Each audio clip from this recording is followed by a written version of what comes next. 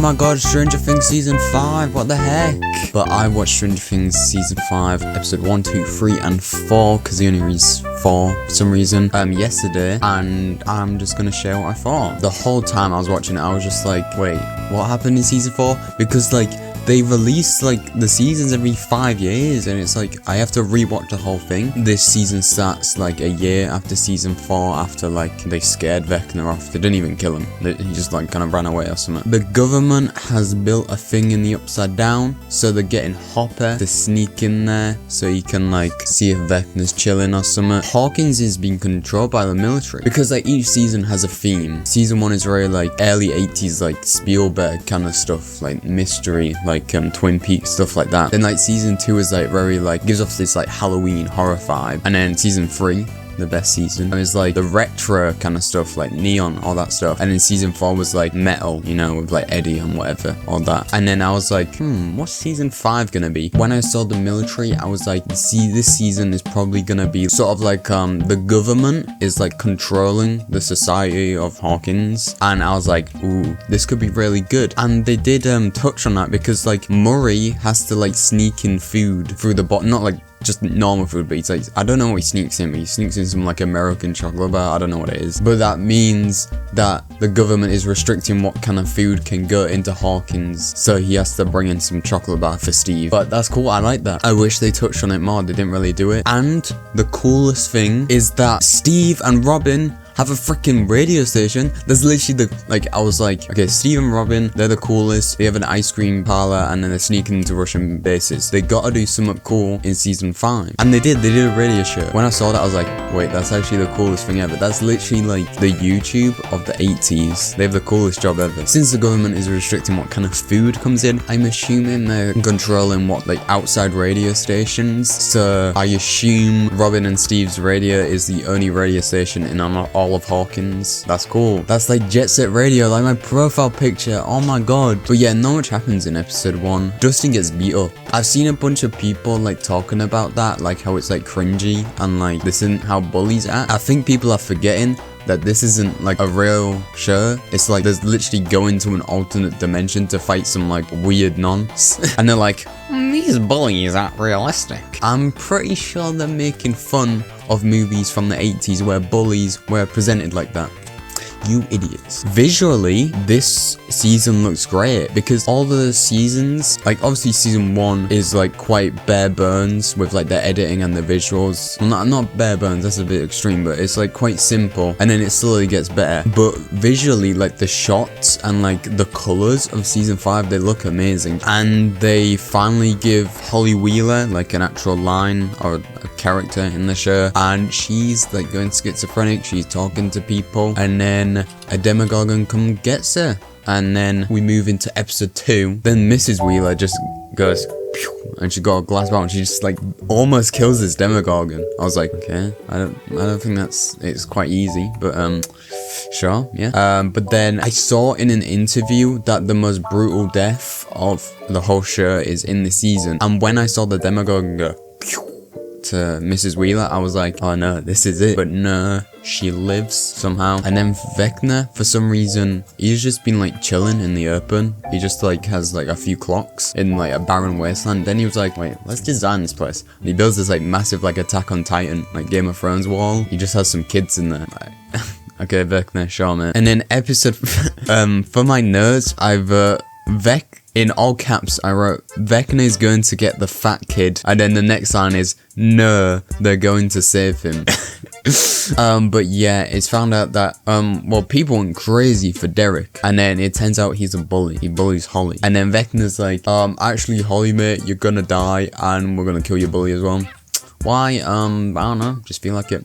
I could kill everyone, but no, I'm just getting you two for some reason. Will is like, for the 50th time, and he's like, no, they're gonna get the fat kid, we must save him. So they save him. They save him by getting Erica to drug his family and kidnap them, and then like Erica's sister like tries to escape, and she like just gets a needle It's like a horror movie, bro.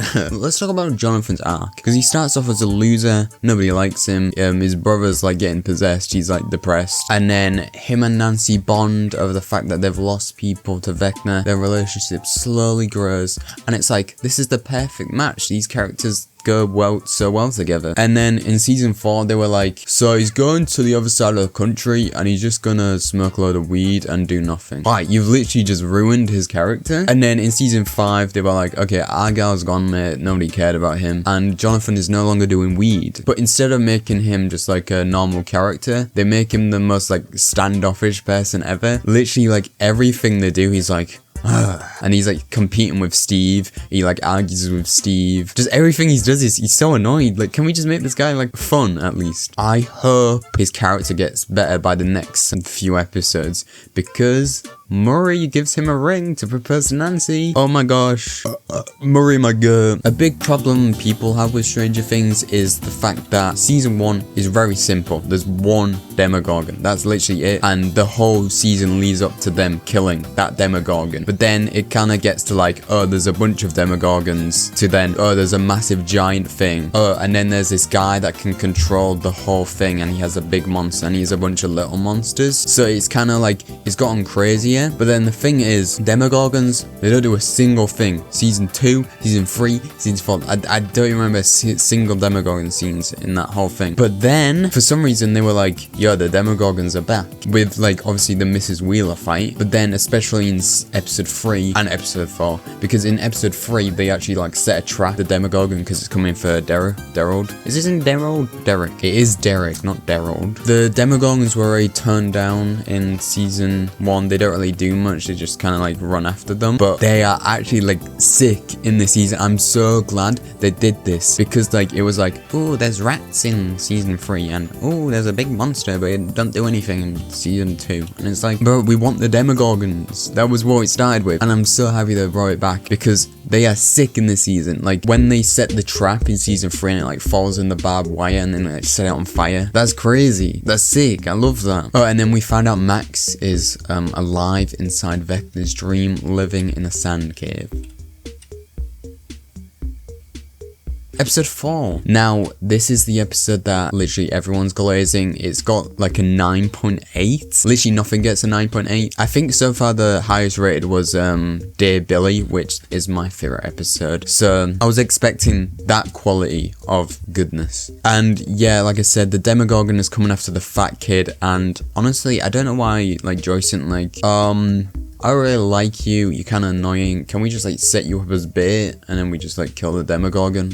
But no, Joyce instead risks her life for Derek. She's like to a Demogorgon. I was like, my hands were so sweaty. I was like, if Joyce dies protecting this kid, I will scream, Joyce, you are not dying. If she ends up like Mrs. Wheeler because of this kid, I'll actually like punch my monitor, bro. And I don't want to sound like a weirdo or like a crazy person, but in like episode 2 or something, Will asks Robin what it's like to feel in love, and then like Robin goes and then I don't know if I'm the only one who saw this, but then Mike and Will were having a conversation and they like look at each other and smile, and then Robin looks at them with this kind of look, and I'm like, Robin, no, they're not gay, are they?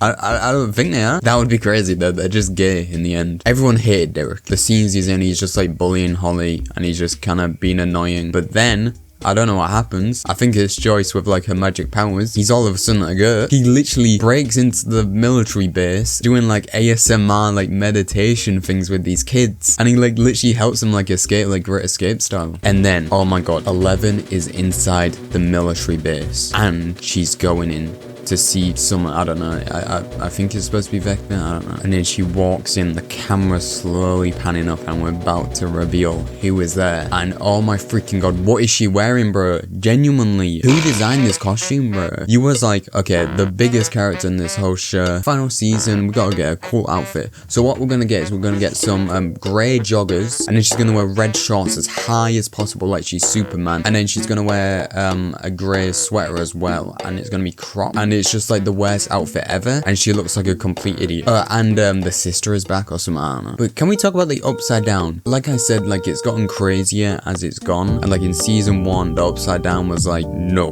we do not go there. Like Joyce and Hopper go in there in like these full, like, they're not even hazmat suits, they're like these like metal armor, you know, like Iron Man, bro. But then in this, like, Steve literally just drives in, and then Dustin's like, god damn it, no, this is annoying, we're in the upside down. Oh well. There's nothing there. Genuinely. Like, in season 1, it was the scariest thing ever. You go in there, you're dead, bro. You're not making out alive. There, they're just like, guess we're here. Awkward. And it's just like, can we make it scary again? Like, Eddie literally got killed by bats.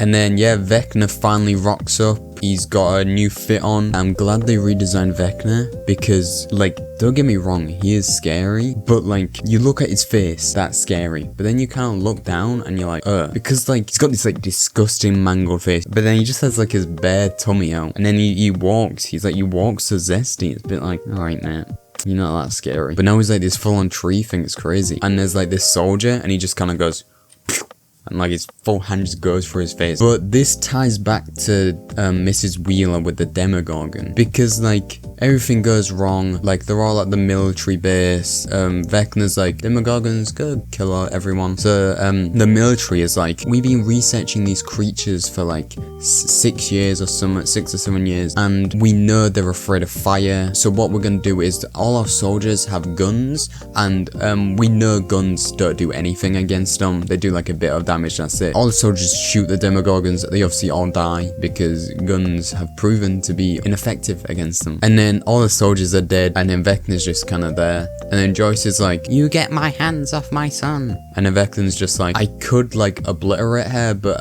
just don't really feel like that. What? Why is Joyce not smushed there? Good writing. And then Vecna just kind of goes, come here, Will. And then he goes, you are weak. And then he just kind of walks off. And then Will's like, I now have magic powers.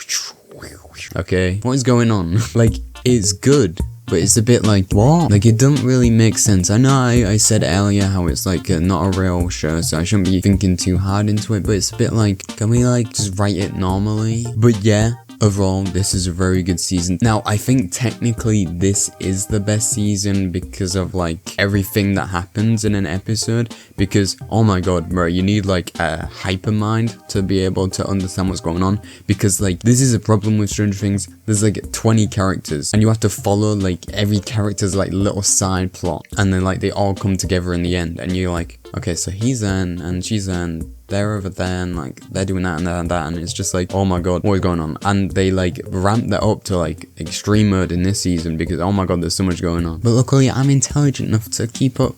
But yeah, I reckon the ending of the season will be Elle will go fight Vecna and then she'll almost die, but then her sister will rock up and then they'll fight them together. Then they'll almost die. Then Will rock up and be like, I'll help you. And then they're like, and they almost die. But then guess what? Will, Joyce, Lucas, Mike, all of them, Hopper, they all show up. They also have magic powers because it makes no sense. And then they're like, and by the power of friendship, they almost defeat Vecna, but they're not powerful enough. The power of friendship is not strong enough because there's one character who has not tried to defeat Vecna yet, Derek. Derek will come up, rip Vecna's skull apart, and it will disintegrate, and Derek will just be like, yeah. And it'll be the toughest thing ever. But I guess we'll have to wait and see till December 26th, Christmas. We have to wait a whole month. Are we serious? Well, I'll see you then. Bye.